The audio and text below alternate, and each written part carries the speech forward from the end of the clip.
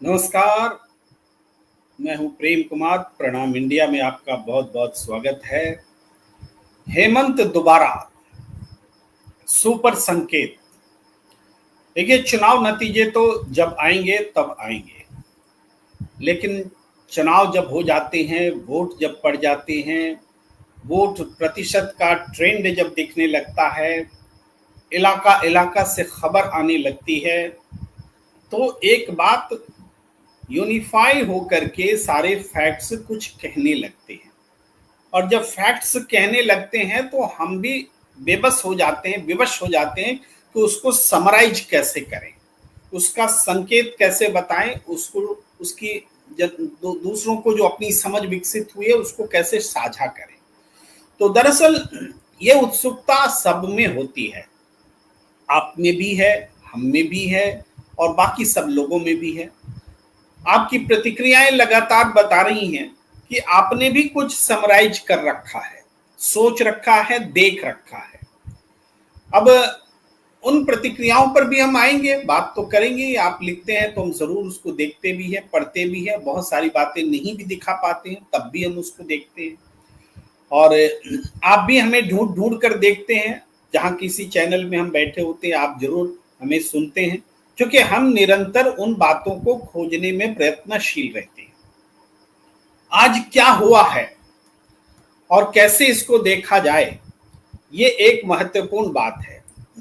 जो चुनाव आयोग का आंकड़ा अभी तक अपडेटेड है हमारे पास में, वो देखा जाए, जो मैं आपको बताऊं तो वोटर टर्नआउट जो ऐप है, जिसके जरिए चुनाव आयोग अपने आंकड़ों को हमें बताया करता है, उसको अगर हम देखें, हम सिर्फ झारखंड के से संबंधित बातें कर रहे हैं, तो ये आंकड़ा 66.7% दिख रहा है। शायद आपको भी आंकड़े थोड़ी धुंधली ही सही, लेकिन दिख रही होगी। नहीं दिख रही है, मुझे लगता है धुंधली दिख रही है। आप विश्वास रखिए कि 66.18% है। ये 66.18% पिछले बार जो पूरे झारखंड में चुनाव हुए थे 65% से थोड़ा ज्यादा है। उन 43 सीटों का एग्जैक्ट आंकड़ा मेरे पास नहीं है, लेकिन 65 के ही आसपास वो भी था। वो एग्जैक्ट में नहीं बता पा रहा हूं। लेकिन आज जो 66.18% वोटिंग हुई, उसमें हम सुबह से मतगणना देख रहे हैं। पहले ही 2 घंटे में 13%, उसके बाद में 25%, उसके बाद में 32%, हर 2 घंटे पर। और 3 बजे तक 59% मतदान हो गए थे। 3 बजे तक का मतलब समझ रहे हैं, 2 घंटे बाकी थे जब 59% वोटिंग हो गई थी। तो हम कैसे अनुमान लगा रहे हैं? 3 बजे तक, 7 बजे से लेकर के 3 बजे तक, यानी 8 घंटे की वोटिंग हो रही है। 7, 5, 12, 12 से 3, 5, 3, 8 घंटे। 8 घंटे में वोटिंग कितनी हुई? लगभग 59%, 59 से ज्यादा। तो 8 सत्ते 56, 7% से ज्यादा वोटिंग का हर घंटे का ट्रेंड दिखा। 7%, मोर देन 7%। 8 9 72 हो जाता अगर 59 से 62% वोट होता, तो 9% का एवरेज होता 8 घंटे में।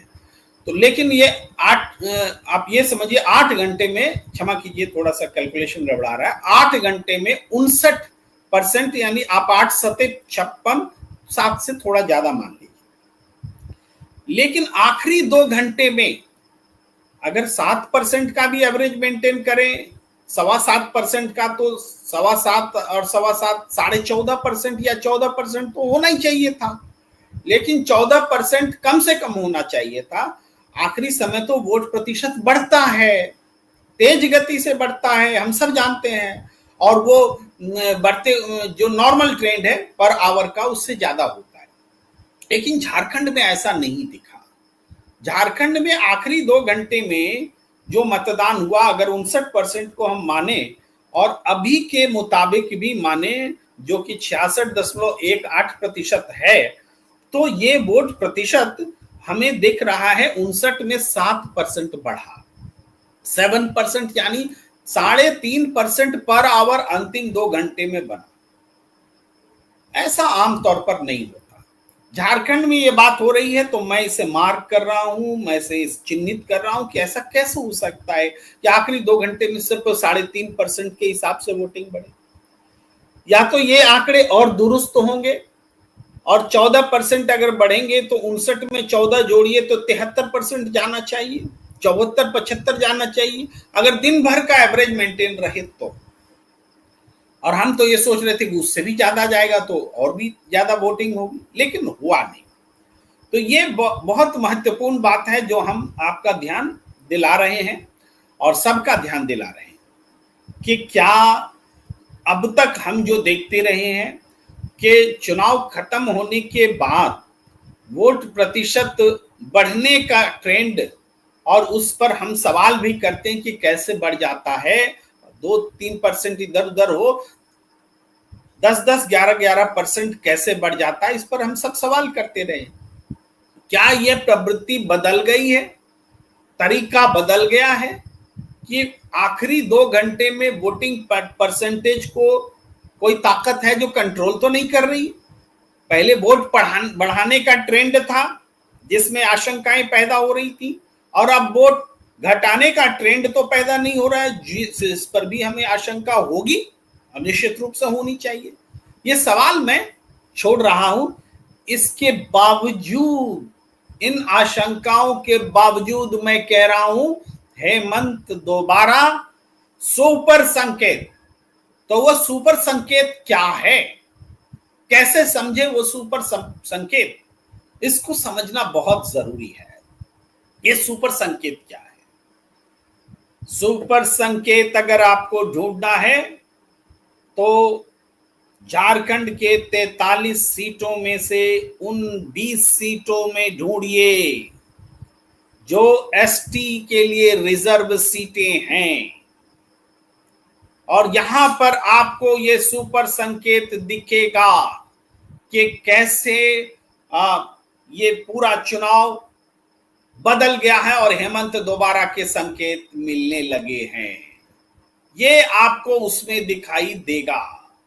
अब ये आपको हम कैसे दिखाएं, हमने मेहनत तो काफी की है कि आपको दिखाया जाए, लेकिन देखिए हम आपके स्क्रीन पर थोड़ा ला करके दिखाने का प्रयास करते हैं, और वो ये कोशिश करता हूं कि वो हमारी स्क्रीन पर आए और मैं आपको दिखाऊं। सबसे पहले तो आप इस तस्वीर को देखिए, फुल स्क्रीन में देखिए। ये 2019 की तस्वीर है, और उन्हीं कुल मिलाकर के जो सीटें जहां चुनाव हो रहे हैं आप देखिए, घाटशिला, जुगसलाई, जगन्नाथपुर, चकरदरपुर, खूंटी, रांची, लातेहार, इधर कोलाबीरा, सिमडेगा, गुमला, मनिका, गढ़वा, भवनाथपुर, चतरा तक। इसको आप बांट लीजिए ज्योग्राफिकली, लगभग आधा झारखंड में चुनाव हो गया, आधे से ज्यादा झारखंड में चुनाव हो गया 43 सीट्स पर। अब इसमें यह भी क्लियर है, हरा जो है वो झारखंड मुक्ति मोर्चा और इंडिया गठबंधन ने जीता है, जो भगवा है वो बीजेपी ने जीता है। ये 2019 का आंकड़ा था, इसको आप थोड़ा याद कीजिएगा थोड़ी देर में। लेकिन हम आपको एक दूसरा आंकड़ा दिखा रहे हैं। ये जो एसटी लिखा हुआ है, ये एसटी सीटें हैं, ठीक है। और एसटी सीटों पर जो वोट परसेंटेज है ये 5 बजे के हिसाब से है, इसमें तब्दीली भी हुए हैं, होंगे भी, इसलिए फाइनल आंकड़ा नहीं है, आप समझिए 5 बजे का आंकड़ा है। और उस समय घाटशिला पर ध्यान दीजिए, मैं सब पर ध्यान नहीं दिला रहा हूं, केवल एसटी सीटों पर ध्यान दीजिए। घाटशिला में 70.05% वोट पड़े थे 5 बजे तक। लेकिन आपको मैं अभी का आंकड़ा बता रहा हूं अपने मोबाइल में देख करके, ये बढ़कर के 75% हो चुका है। 5% का ये बढ़ोतरी इसमें हुआ है, हो चुकी है।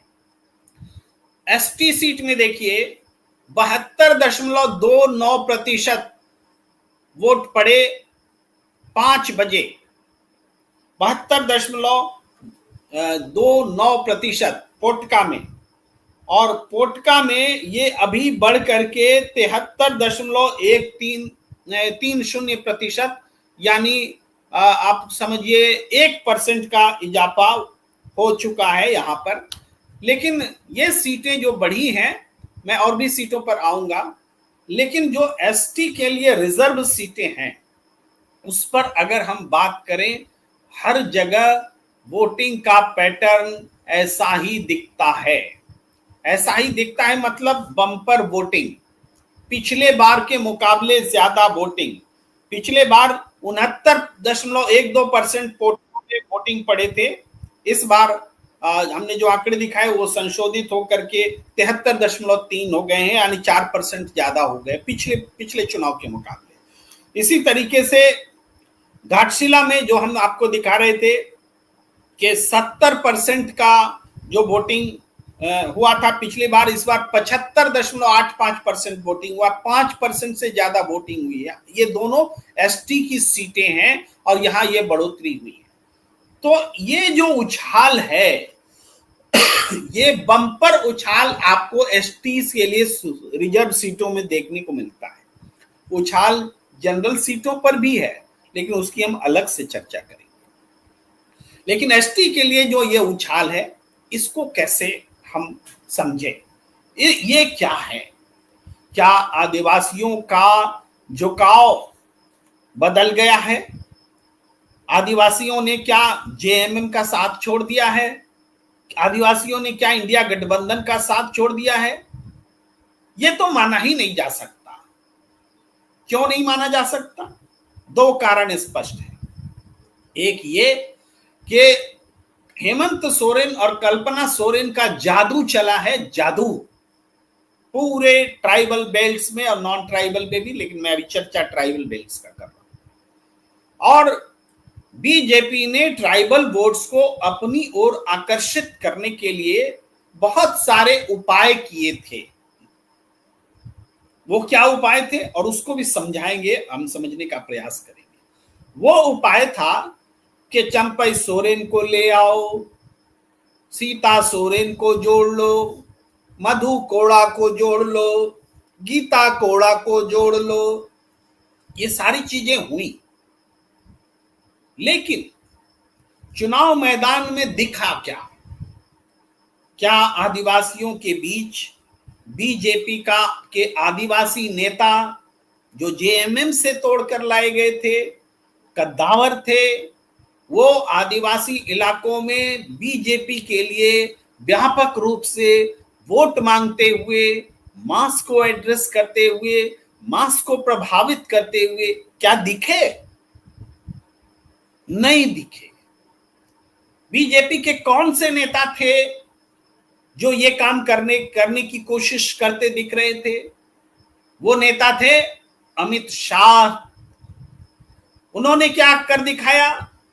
घाटशिला में जाकर के चंपई आगे आना, बाबूलाल आगे आना, दिनेशानंद आगे आना। अब दिनेशानंद बाबूलाल को तो लोग बर्दाश्त कर सकते आगे आना बोलने से, लेकिन चंपई सोरेन को आगे आना बोलना आदिवासी बर्दाश्त नहीं कर सकते।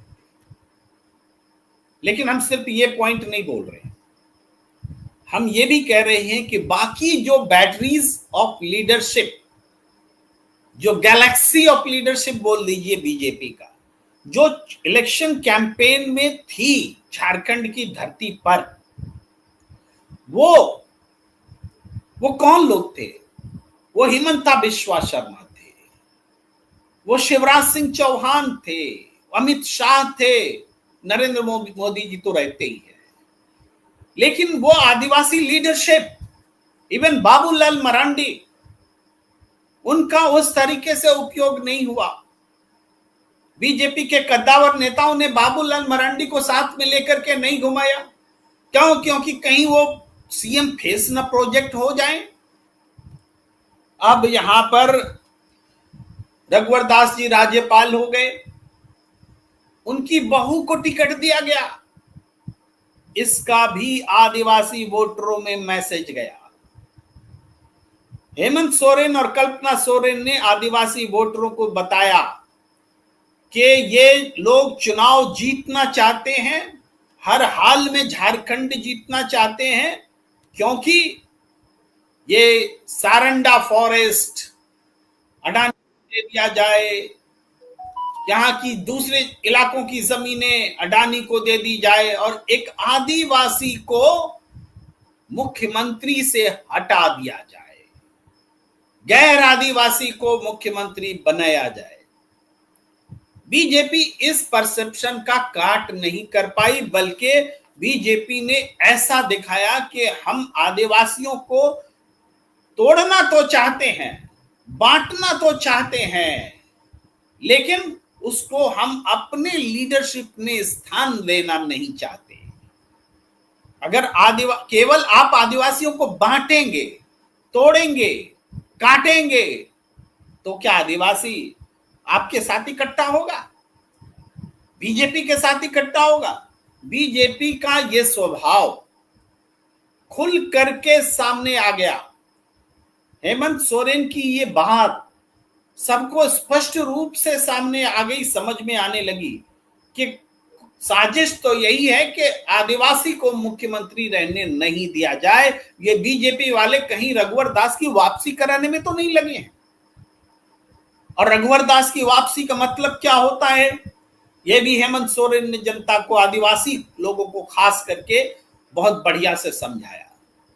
इसका मतलब होता है पत्थलगढ़ी, इसका मतलब होता है आदिवासियों से जल जंगल जमीन को छीनने की कोशिश, और वो सारे काम रघुवर दास के गिना दिए जो आदिवासी हितों के खिलाफ थे। हेमंत सोरेन ने एक स्पष्ट रूप से बीजेपी के नैरेटिव को जो वो बताना चाहते थे उसको उलट करके अपनी भाषा में, जनता की भाषा में ट्रांसलेट कर दिया।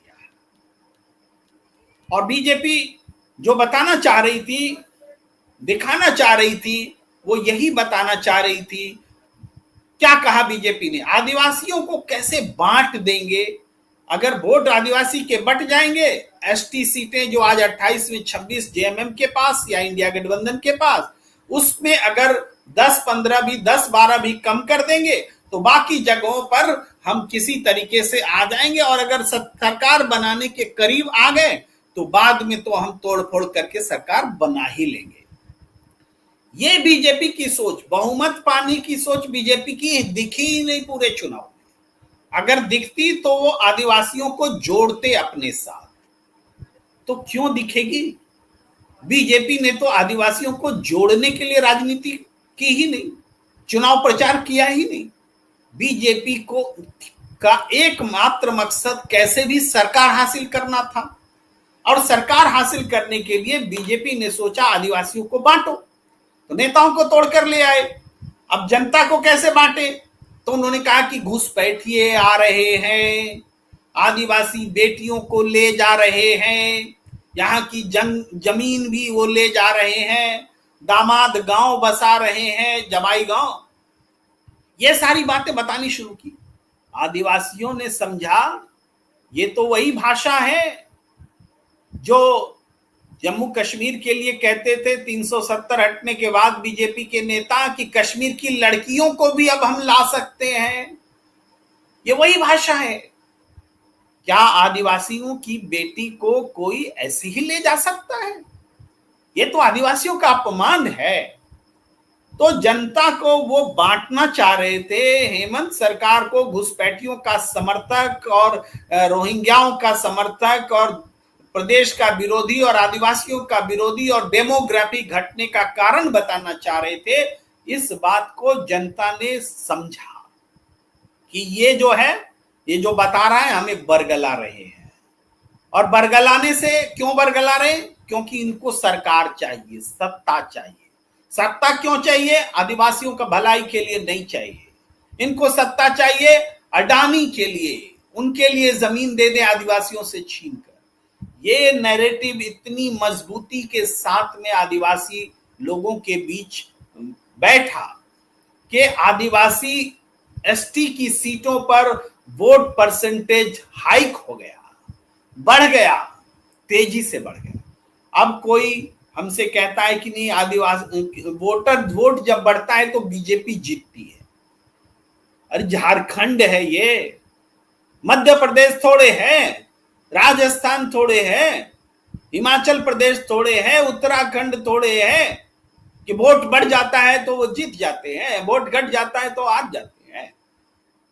वो सब ट्रेंड खत्म हुआ, वो तो हार वोट घटने पर भी जीत जाते थे, ऐसा ट्रेंड आया।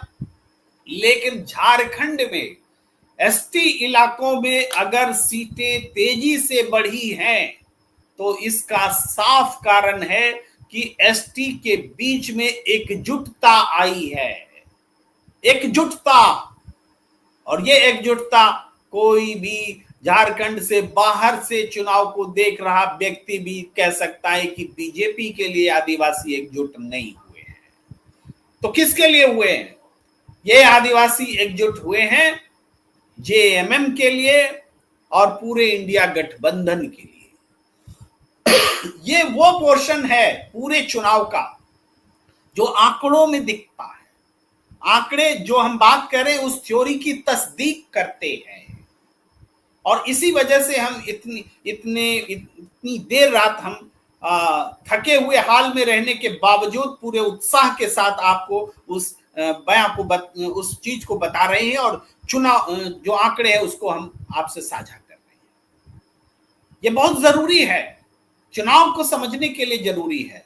चुनाव तो और भी जगह होंगे, ये आखिरी चुनाव तो है नहीं, विश्लेषण भी होगा। भाई हरियाणा में भी हुआ विश्लेषण, लेकिन हरियाणा एक अलग चैप्टर हो गया, एक अध्याय हो गया। उस पर हमने थोड़ी सी चर्चा कर ली है कि अब तरीके बदल रहे हैं। लेकिन यह प्रश्न खड़ा होता है कि इन सबके बावजूद अगर बीजेपी जीत गई तो कैसे जीत जाएगी? बीजेपी कश्मीर घाटी में जाके टिकट क्यों नहीं अपनी सीटें बढ़ा सकी? जब जनता खड़ी हो जाती है बोल बंद होकर के, तो कोई कितनी बेईमानी कर लेगा। ये बात मैं बार बार कहता हूं।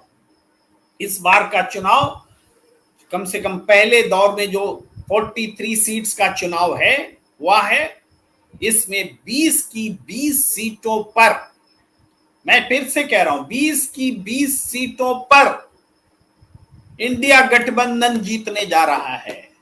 Not a single seat is going to the fold in the fold of NDA इस 20 सीट्स में, ये समझ लीजिए। इवन आजसू भी आदिवासी एसटी सीट में कोई क्रैक करने नहीं जा रहा है। तो ये 20 सीट एसटी की आप आज ही मान लीजिए कि पूरी तरह से इंडिया गठबंधन के साथ। अब मैं थोड़ी चर्चा शहर की सीटों की भी कर लेना चाहता हूं। शहर की सीट, भाई वोट शहर में भी कम नहीं हुए हैं, बढ़े हैं, लेकिन उतने नहीं जितने एसटी सीटों में बढ़े। सबसे ज्यादा वोट झारखंड में कहां पड़ा है? वो है बहरागोड़ा, इसी कोल्हान एरिया का है, नॉन रिजर्व सीट है। वहां पर वोट पड़े हैं 78.20%, लेकिन पिछली बार भी वहां 75.98% यानी 76% वोट पड़े थे, यानी बढ़े हैं सिर्फ 2.20%। लगते जरूर है कि बहुत बड़ा फिगर है, और सबसे ज्यादा है। ये बहरागोड़ा सीट किसके पास है? झारखंड मुक्ति मोर्चा के पास है। इस बार बीजेपी से जो पहले चुनाव लड़ते थे कुणाल सारंगी बहरागोड़ा में, वो जेएमएम के फोल्ड में आ गए, और ऐसा भी नहीं कि टिकट के लिए आए, उनको टिकट भी नहीं दिया गया। इसके बावजूद बहरागोड़ा में चूंकि बीजेपी से टूटकर कुणाल सारंगी एक प्रभावशाली नेता हैं, उनके पिताजी डॉक्टर दिनेश सारंगी भी वहां से एमएलए रहे थे, खुद कुणाल सारंगी बड़े नेता हैं, और ये माना जा रहा है कि जेएमएम में आए हैं तो अब उनका पोजीशन हो सकता है कि आगे उनको राज्यसभा में भेजा जाए। बहुत यंग, बहुत एनर्जेटिक नेता, उनके आने के कारण ये बीजेपी को नुकसान हो रहा है और जेएमएम का फायदा हो रहा है। ये बहरागोड़ा में भी दिख रहा है, जो कि जनरल सीट है। आप जमशेदपुर की सीट ले लीजिए, जमशेदपुर पूर्वी का सीट रघुवर दास को जायंट किलर सरयू राय ने हराया था। इस बार जेडीयू से जमशेदपुर पश्चिम से लड़ रहे हैं। भाग गए जमशेदपुर पूरब छोड़ करके। क्यों? क्योंकि बड़े बड़े दावे किए थे उन्होंने, बस्तियों को वो स्थायी करवा देंगे, रोजगार दिलवा देंगे। अब मुंह दिखाने लायक नहीं थे तो सीट छोड़कर भाग गए। इसके बावजूद जमशेदपुर में वोटिंग का परसेंटेज क्या है? जमशेदपुर में वोटिंग का परसेंटेज आज की तारीख में अभी का जो अपडेट है वो 56.99% है। पहले कितना था? 56.93% था। 0.06% बढ़ा है अभी तक के मुताबिक। आगे थोड़ा बहुत बढ़ सकता है, यानी घटा नहीं है। ये सीट वोट के मामले में एज इट इज है। पिछली बार रघुवर दास 15,000 वोट से हारे थे। इससे पहले 80,000 वोट से जीते थे, यानी 95,000 वोट बीजेपी ने लूज किया था पिछले चुनाव में। जमशेदपुर बीजेपी की इतनी मजबूत सीट है, लगातार जीतती रही है। खुद रघुवर दास 95 के बाद से लगातार जीतते रहे। इस सीट पर कांग्रेस ने जबरदस्त तरीके से वापसी की है। पिछले बार तीसरे नंबर पर थी। पहले नंबर पर सरयू राय, दूसरे नंबर पर रघुवर दास और तीसरे नंबर पर वो गौरव वल्लभ, जो 1 ट्रिलियन में कितने शून्य होते हैं संबित पात्रा से पूछकर चर्चा में आए थे। वो तीसरे नंबर पर थे, 10% वोट मिला था। लेकिन इस चुनाव में बीजेपी और कांग्रेस आमने सामने, डॉक्टर अजय कुमार और पूर्णिमा दास आमने सामने। और मैं चूंकि खुद जमशेदपुर का रहने वाला हूं, मुझे जो फीडबैक्स मिले हैं वो ये कि जमशेदपुर में इस बार डॉक्टर अजय कुमार के चुनाव लड़ने से याद आ गई है जब रूसी मोदी ने लोकसभा का चुनाव लड़ा था। हमारे बहुत सारे दर्शक नहीं जानते होंगे रूसी मोदी कौन है। टाटा स्टील के चेयरमैन रहे बहुत लंबे समय तक जमशेदपुर में, और बाद में टाटा से ही उनका डिफरेंस हुआ। तो उन्होंने जब चुनाव लड़ा तो टाटा ने पूरी जान लगा दी थी रूसी मोदी को हराने के लिए, बल्कि खोल करके जैसे दुकान में सामान बांटे जाते हैं, नोट बांटे जा रहे थे कि तुम कहां से, खाली नाम लिखा देता था व्यक्ति, मैं अमुक जगह का फला पार्टी का मंडल अध्यक्ष, ले जाओ 10,000 रुपया, ले जाओ 20,000 रुपया। इस तरीके से पैसे बटे थे उस चुनाव में, क्योंकि रूसी मोदी को हराना था, उसकी याद दिला दी है। लेकिन रूसी मोदी ने जमशेदपुर कंस्टिट्यूएंसी के बाकी सभी विधानसभा क्षेत्रों में, चाहे जो आगे पीछे रहे हो, जमशेदपुर ईस्ट और वेस्ट में जबरदस्त तरीके से सबका वोट हासिल किया था। और सारे प्रबुद्ध वर्ग ने, पढ़े लिखे वर्ग ने, कंपनी में काम करने वाले लोग, टेलको टिस्को सब जगह काम करने वाले लोगों ने, सबने मिल करके रूसी मोदी को वोट दिया था। वही हालात इस बार डॉक्टर अजय कुमार के लिए पैदा हो गए हैं जमशेदपुर ईस्ट में। वो लोकसभा चुनाव था, ये विधानसभा चुनाव। टेलको कंपनी में काम करने वाला साधारण से साधारण कार्यकर्ता भी, बड़े बड़े अफसर भी, सारे लोगों की पसंद डॉक्टर अजय कुमार बन करके आए हैं। ये आज का मैं फीडबैक आपको बता रहा हूं। लेकिन फिर भी मुझे ये कहने में संकोच है कि यहां बीजेपी हारेगी। इसके बावजूद कि डॉक्टर अजय कुमार के पक्ष में जबरदस्त वोटिंग हुई है। इसका कारण यह है कि कांग्रेस 10% वोट पिछली बार लाई थी। संगठन नाम की चीज नहीं है, या बहुत ट्रेड यूनियन संगठन जरूर है, लेकिन लंबे समय से कांग्रेस यहां हारती रही है। तो डॉक्टर अजय कुमार ने बीजेपी की इस सबसे मजबूत सीट पर ऐसी स्थिति पैदा कर दी है, कौन जीतेगा कोई कह नहीं सकता कि रघुवर दास की बहू जीतेगी या डॉक्टर अजय कुमार जीतेंगे। ये बात जब नतीजे आएंगे तो आप मेरी बात याद रखिएगा, मार्जिन बहुत थोड़ा होगा। तो इस सीट से क्या मतलब निकलता है, इस सीट का संदेश क्या है? इसका संदेश साफ है, वो ये कि एक ऐसी सीट पर जहां न जेएमएम है, न कांग्रेस का जनाधार है, झारखंड मुक्ति मोर्चा का भी जमशेदपुर ईस्ट में कोई जनाधार नहीं है, और कांग्रेस का भी बहुत कमजोर लचर संगठन है, फिर भी वो रघुवर दास की बहू को इतनी जबरदस्त टक्कर दे रहे हैं डॉक्टर अजय कुमार कि कोई भी जीत सकता है। और इसका मतलब यह है कि इंडिया गठबंधन पूरे प्रदेश में बहुत मजबूती के साथ खड़ा है कि बीजेपी के गढ़ में, रघुवर दास के घर में उनकी बहू के खिलाफ एक ऐसी लड़ाई जो कौन जीत सकता है, कोई आज बोलने की स्थिति में नहीं है। बहुत लोग कह रहे हैं डॉक्टर अजय कुमार जीतेंगे, ये एक तरह से ये हो जाएगा कि मैं भी बोल दूं अजय कुमार जीतेंगे, कोई बोल दे पूर्णिमा दास, अभी इसको हम रहने देते हैं, क्लोज फाइट।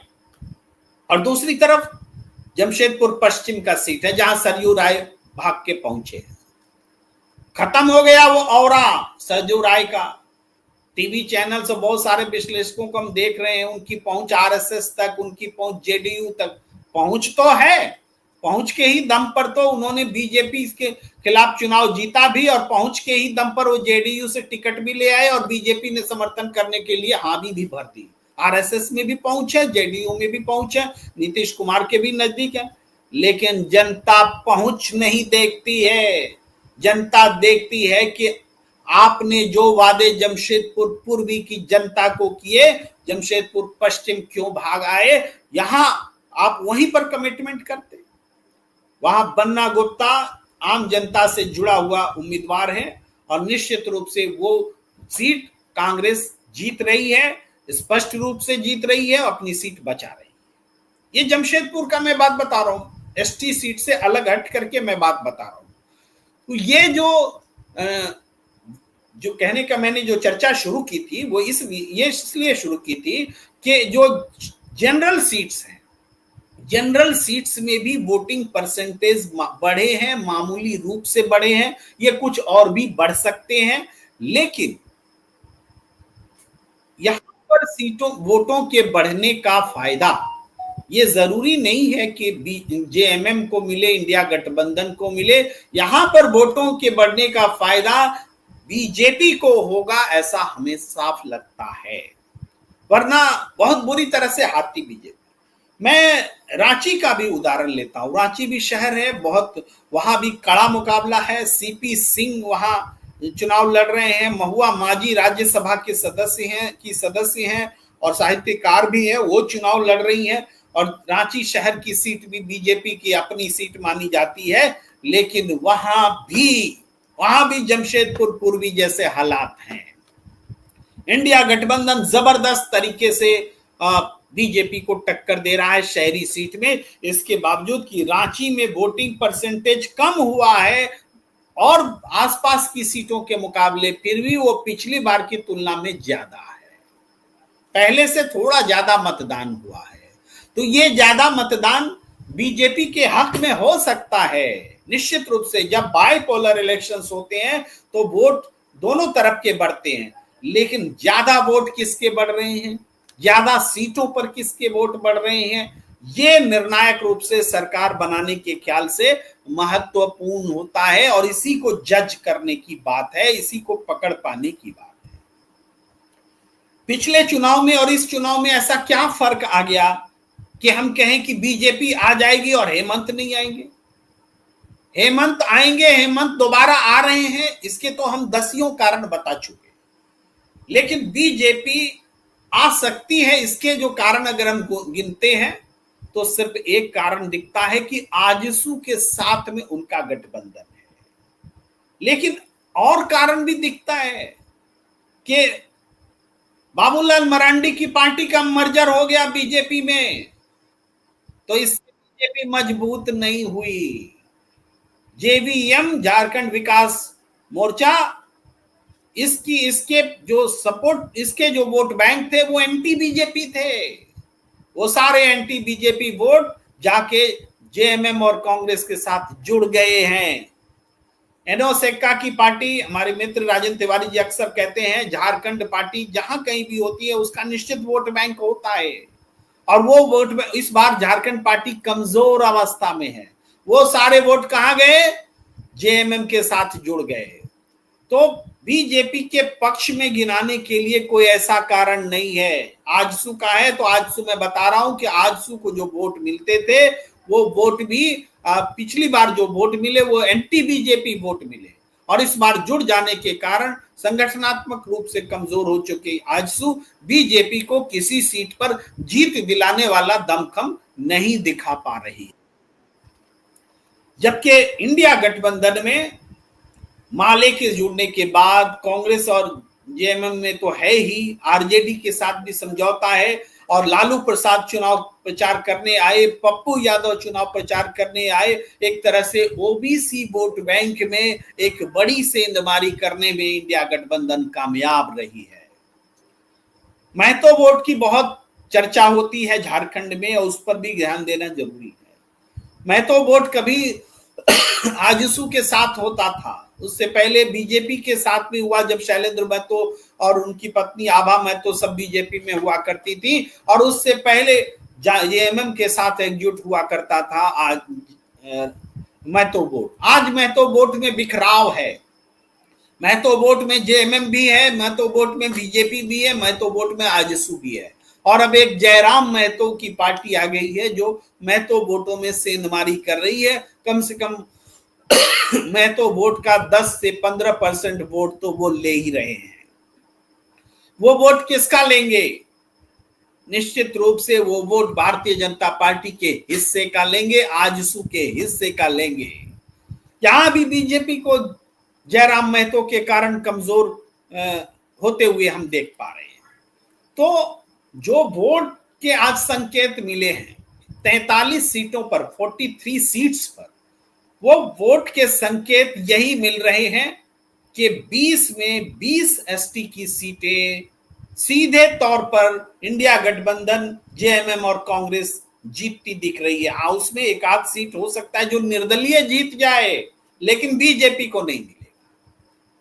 हम निर्दलीय जगन्नाथपुर की सीट का जिक्र कर रहे हैं, वहां कांग्रेस पार्टी से जो उम्मीदवार हैं, उस उम्मीदवार को मधु कोड़ा का समर्थक उम्मीदवार माना जाता है। दरअसल जब गीता कोड़ा कांग्रेस में आई थी तो उनके कहने से उनको टिकट मिल गया था, लेकिन अब जब वो बीजेपी में चले गए हैं तो कांग्रेस ने उतना वर्कआउट नहीं किया और अपने एमएलए होने के कारण उसको दोबारा टिकट दे दिया।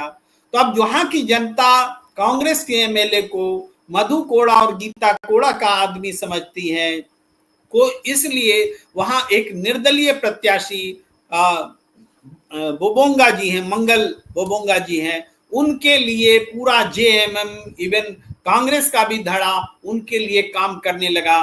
तो वहां पर अगर गीता कोड़ा हारती हैं तो कांग्रेस से नहीं हारेंगी, निर्दलीय से हारेंगी। समझ रहे कितनी बड़ी बात है ये? बीजेपी उस सीट को भी जीत पाने की स्थिति में नहीं है, या बहुत मशक्कत करनी पड़ रही है अगर जीत जाती है बाय द वे, तो जहां पर कि कांग्रेस का उम्मीदवार भी खारिज हो चुका है, एमएलए भी खारिज हो चुका है, जनता ने एक निर्दलीय को अपना लिया, लेकिन बीजेपी को अपनाने को तैयार नहीं है। यह है आदिवासी सेंटिमेंट इस चुनाव का। इस चुनाव का आदिवासी सेंटिमेंट मैं बता रहा हूं जगन्नाथपुर से कि हम भले किसी निर्दलीय को जिता देंगे, लेकिन बीजेपी के उम्मीदवार को चुनाव नहीं जिताएंगे। हम कांग्रेस के उम्मीदवार को भी हरा सकते हैं, क्योंकि कांग्रेस का उम्मीदवार बीजेपी के नजदीकी का है, मधु कोड़ा के नजदीकी का है, गीता कोड़ा के नजदीक का है। यह है आदिवासियों का सेंटिमेंट।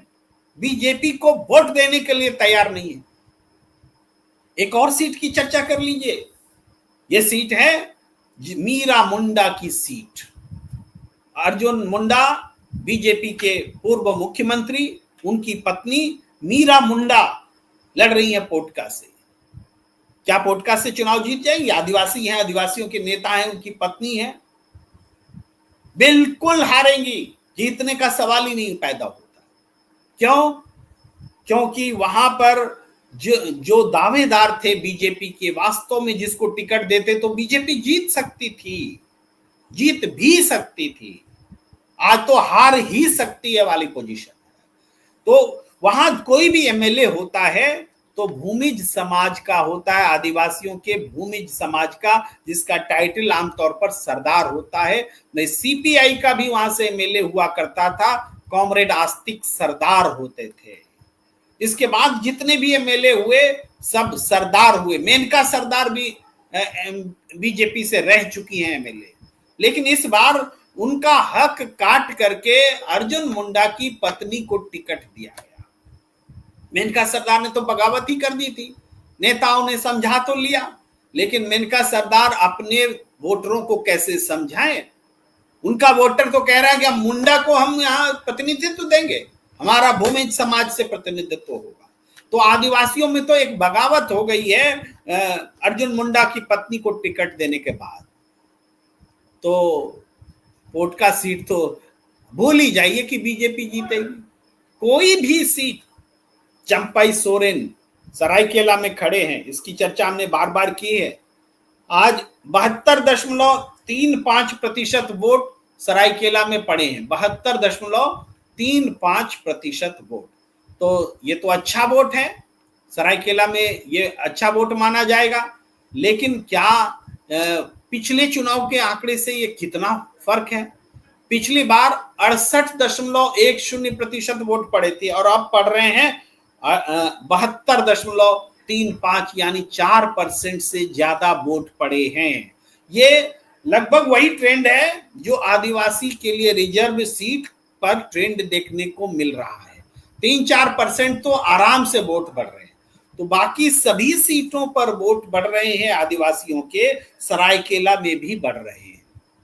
बाकी सभी सीटों पर जेएमएम और इंडिया गठबंधन के लिए बढ़ रहे हैं वोट, तो सरायकेला में भी उनके लिए ही बढ़ रहे हैं। वरना विपरीत परिस्थिति होती, विपरीत ट्रेंड दिखता। चंपाई सोरेन को वहां तो मैंने पहले भी व्याख्या की है कि चंपाई सोरेन के साथ आदिवासी खड़ा ही नहीं है, आदिवासी कार्यकर्ता उनके साथ नहीं आए। जो जेएमएम में रह करके उन्होंने नॉन आदिवासी के साथ बर्ताव किया था अतीत में 1.5-2 दशक से, तो नॉन आदिवासी जो बीजेपी के साथ जुड़े हैं उनका तो चंपाई सोरेन के साथ ऐसे ही बैर है कि ये व्यक्ति तो हमारी सुनता ही नहीं, ये तो हमसे बैर रखता है। क्योंकि खुलेआम चंपाई सोरेन बोला करते थे कि ये बिहारी लोग तो वोट देता ही नहीं है हमें, तो हम उसकी बस्ती में क्यों जाएं। आदित्यपुर जैसे शहर में पहली बार चंपाई सोरेन इस चुनाव में गए। अब मैंने चर्चा भी की है 2-3 दिन पहले, जो अमित शाह जी की रैली हुई थी, वहां पर कोई भी पैदल चलकर नहीं आया था, सब गाड़ी में ही बुलाए गए लोग थे और सब 500-500 रुपया दे के बुलाए गए लोग थे, पैदल कोई चलकर नहीं आया था। भीड़ भी जुटानी पड़ रही है, स्वयं भीड़ नहीं आ रही है। चंपाई सोरेन जीतेंगे कैसे? पर घाटशिला की तो बात ही छोड़िए, जहां उनके बेटे खड़े हैं उसकी चर्चा मैं कर चुका। 75% वोट पड़े हैं, लेकिन वो बीजेपी के लिए नहीं पड़े हैं, वो शेड्यूल ट्राइब के लिए रिजर्व सीट पर आदिवासी वोटरों ने झारखंड मुक्ति मोर्चा और इंडिया गठबंधन के लिए मतदान किया है। ये सारी बातें साफ हैं, क्लियर हैं। और इसके बावजूद अगर कोई इस चुनाव को समझना न चाहे तो बात अलग है, इसमें कुछ जादू हो जाए तो बात अलग है। लेकिन जादू भी होगा तो अब तक जो आंकड़े हैं उसके इर्द गिर्द ही होगा, बहुत बड़ा फर्क नहीं आ सकता। जो 43 सीटें हैं, 26 सीटें हर हाल में इंडिया गठबंधन को बचाना चाहिए ऐसा लगता है, क्योंकि 3-4 सीटें जो निर्दलीय और तमाम चीज थे वो उसका भी प्रोपोर्शन थोड़ा बटेगा। तो बीजेपी के पास 13 सीटें थी, 13 में वो एक भी जोड़ पाएगी इसका हमें संदेह है। बचा ले तो बहुत बड़ी बात होगी। एसटी सीट में तो खाता खुलता बीजेपी का नजर नहीं आता।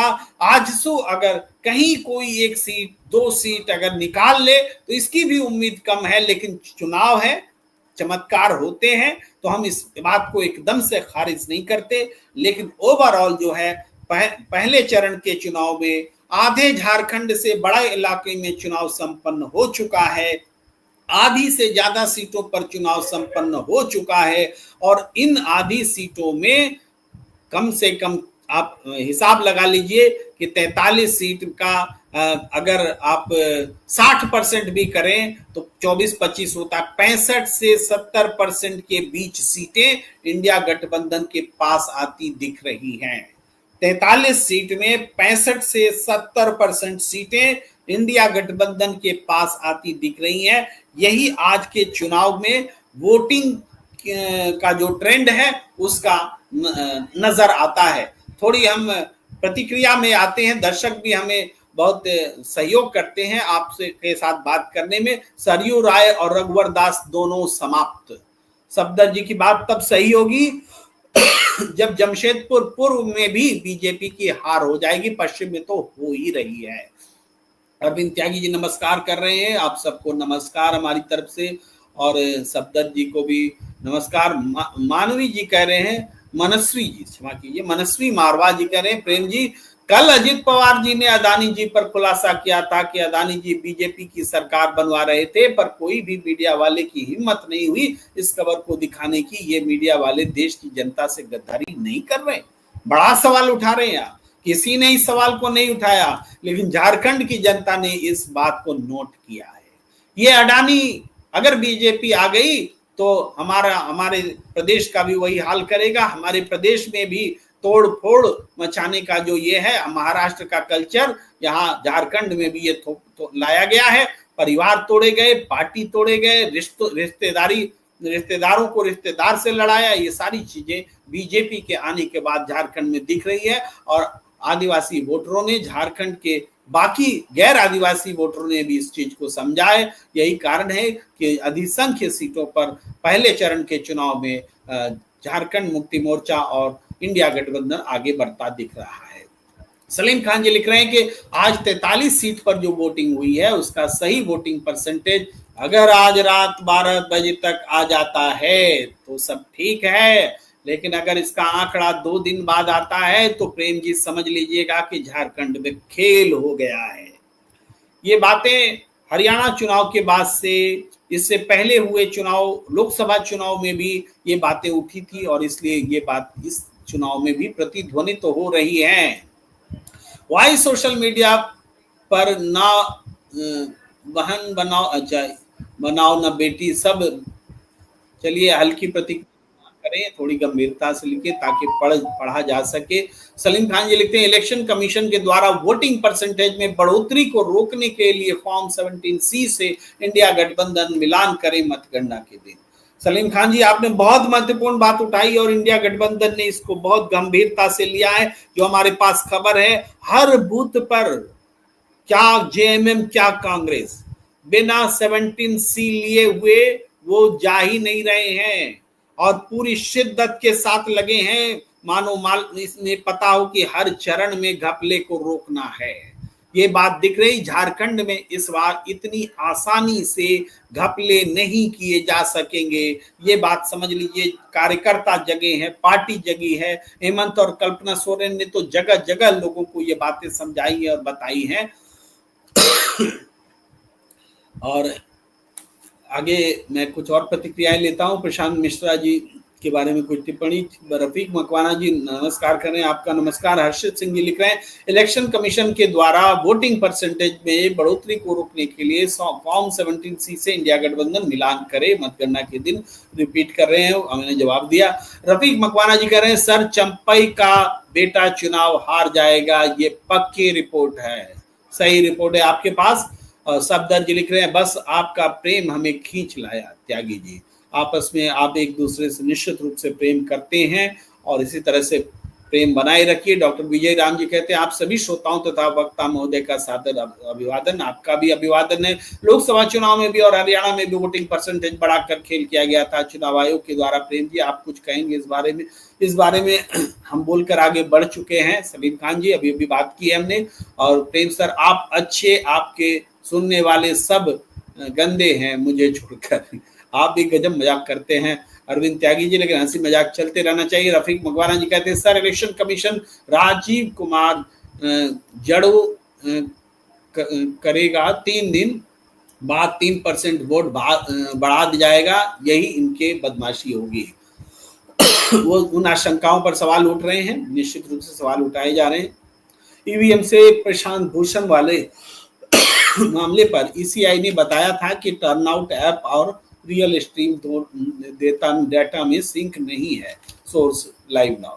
आप सही कह रहे हैं, उसको तो वो खारिज करते रहे, लेकिन फिर भी हमारे पास जो सोर्स होता है वो टर्नआउट ऐप ही होता है। उसमें लिखा हुआ रहता है कि ये डाटा जो है अपडेट होते रहते हैं। लेकिन इसमें ये भी बताया जाता है हमें एफएक्यू में कि जो सूचनाएं चुनाव अधिकारी से मिलती हैं वो डायरेक्ट इसमें डाली जाती रहती हैं। लेकिन ये सब चीज़ें तो हैं, बहस की बात की चीज़ें ज़रूर हैं।